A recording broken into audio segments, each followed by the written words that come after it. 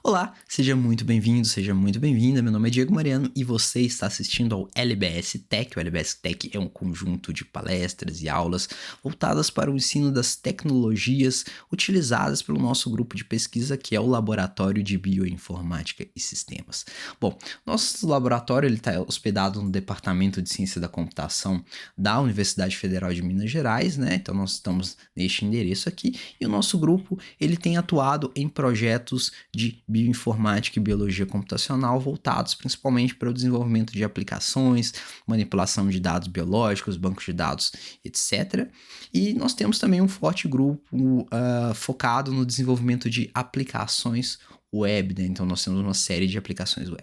Então o objetivo dessas aulas que você vai ver agora, que você verá nos próximos vídeos, é compartilhar com você um pouco das tecnologias que nós temos utilizado, né? Quais são as linguagens de programação, quais são as ferramentas que nós utilizamos e quais são os fundamentos em computação utilizado para que possamos desenvolver as nossas aplicações e desenvolver as nossas análises. Então a gente espera que esses vídeos eles possam ser úteis para novos estudantes do grupo ou até mesmo para pessoas que estão fora do grupo que desejam utilizar as mesmas técnicas, as mesmas metodologias.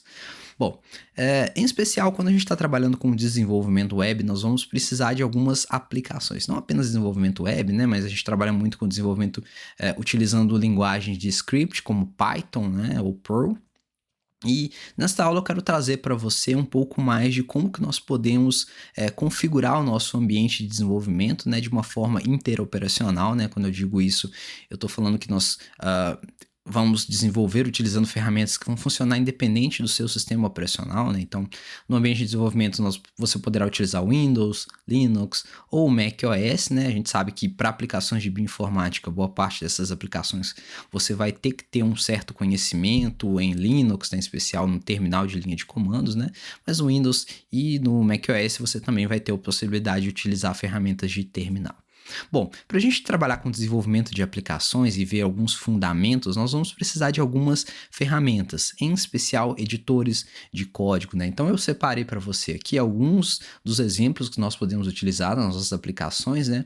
Um desses exemplos é o Visual Studio Code, né? O Visual Studio Code é uma ferramenta utilizada para edição de código, né? Então ele dá suporte a diversas linguagens de programação, PHP, HTML, CSS, não que HTML e CSS seja linguagem de programação, mas PHP, JavaScript, Java, C, diversas linguagens, né? Então Python, então diversas linguagens você vai poder desenvolver utilizando o Visual Studio Code, né? Então é uma ferramenta muito boa, é uma ferramenta gratuita e ela tem suporte tanto para macOS, Windows ou Linux. Então, para você baixar, você vai acessar esse endereço aqui, vai clicar aqui e vai baixar a versão disponível para o seu sistema operacional. Então, para a gente dar uma breve olhada nela aqui, ó.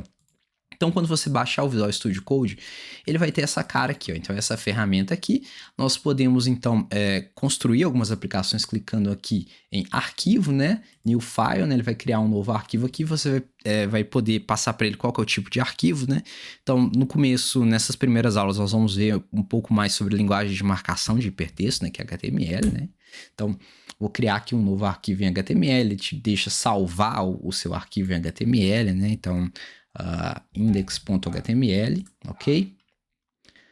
Tá falando que já existe, né? Então vou chamar aqui de index 2, né? Só para não ter nenhum conflito. E aí, quando você trabalhar com um editor de código, ele vai ter algumas características especiais, né? Por exemplo, o que a gente chama de syntax highlight, né? Então, por exemplo, se você escrever meu nome é tal, meu nome é Diego, ok? Então, isso é um texto comum, mas quando você passa um código referente à sintaxe da linguagem, por exemplo, HTML, olha só, ele já colore esse código de acordo com o objetivo semântico daquele código, né? Então, ele ainda te dá alguns erros aqui, ó. Por exemplo, ele tá te dando aqui um aviso que essa frase aqui não faz sentido, né? Então, tá dando um erro na sintaxe do código, né? Então, um editor de código ele vai permitir que vai facilitar o desenvolvimento das suas aplicações web, ok? Então não apenas aplicações web, mas aplicações em geral, ok? Uma outra alternativa ao Visual Studio Code, nós temos também o Sublime Text, né? Geralmente eu trabalho com essas duas, são ferramentas bem parecidas, né? Nós temos aqui o Sublime Text salvo aqui no canto, ó. Ele é um editor de código, né? Ele é um pouco mais leve do que o Visual Studio Code, né? Mas ele vai ter menos funcionalidades, né? Mas apesar disso, ele vai ser bastante leve, vai ser bastante fácil para você trabalhar. Ok? Então, o Visual Studio Code, o Sublime Text, ele é uma ferramenta paga, mas você pode baixar ele gratuitamente, usá-lo gratuitamente. O único diferencial é que ele vai te dar esse aviso aqui, que a sua versão não está registrada, né? Então, apenas isso, mas você pode utilizá-lo sem qualquer problema. Então, acesse aí, faça o download, ou de um ou de outro, né? Ou você pode baixar os dois sem problema. Nós temos outras ferramentas também, nós temos o Notepad++, nós temos editores nativos, né? Eu estou mostrando aqui uma ferramenta que vai funcionar independente do seu sistema operacional, né? Então, são bons exemplos o Visual Studio Code e o Sublime Text. Bom, façam um download aí da que você achar melhor e vamos ver ainda outras alternativas, outras coisas que poderemos utilizar. Então, se você está trabalhando com Linux ou com macOS, você pode utilizar também o terminal de linha de comandos, né? Esse terminal é uma região onde você vai passar alguns códigos para ele, e esses códigos de linha de comando eles serão interpretados e vão ser muito úteis para executar as nossas aplicações de linha de comando. Nós vamos utilizar bastante isso, teremos uma aula própria para que possamos compreender melhor quais são esses comandos.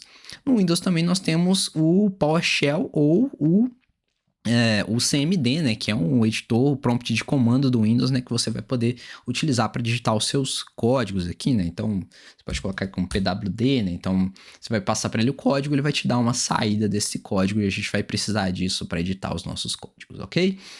Bom, além disso, se você está utilizando o VS Code, né, então ele vai ter um terminal embutido, né, então por isso que a gente recomenda utilizar o VS Code, né, porque ele já tem aqui, independente do seu sistema operacional, isso já vai funcionar.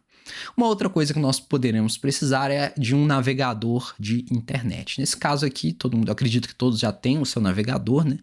Eu vou utilizar aqui o Chrome, né? E uma funcionalidade importante do Chrome é a ferramenta de inspecionar. Você clica com o botão direito, vai em inspecionar, que ele vai te dar aqui todo o código fonte da aplicação web, né? Então você vai ter aqui um console JavaScript, né, para você executar comandos, vai ter várias funcionalidades aqui embaixo. Então, para a parte de web, saber utilizar o console aqui, ó, vai ser muito importante. Então, eu vou dar aqui uma mensagem aqui, ó, vou dar um comando alert para avisar alguma coisa. Olá, mundo.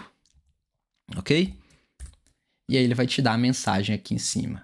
Bom, então, para a parte de web, nós veremos mais para frente como que nós podemos utilizar todas essas funcionalidades. Bom, nas próximas aulas, então, nós começaremos a ver a parte de desenvolvimento web, começando falando sobre a linguagem de HTML, que é a linguagem de marcação de hipertexto, mas falaremos ainda sobre CSS e sobre PHP e JavaScript, ok? Bom, para a gente encerrar aqui, eu vou só tirar aqui a minha câmera da parte de cima da tela para que a gente tenha mais espaço para que a gente possa trabalhar um pouco melhor. Então, nas próximas aulas, falaremos um pouco mais sobre HTML. Bom, espero que essas aulas sejam bastante proveitosas para você, bons estudos e até a próxima.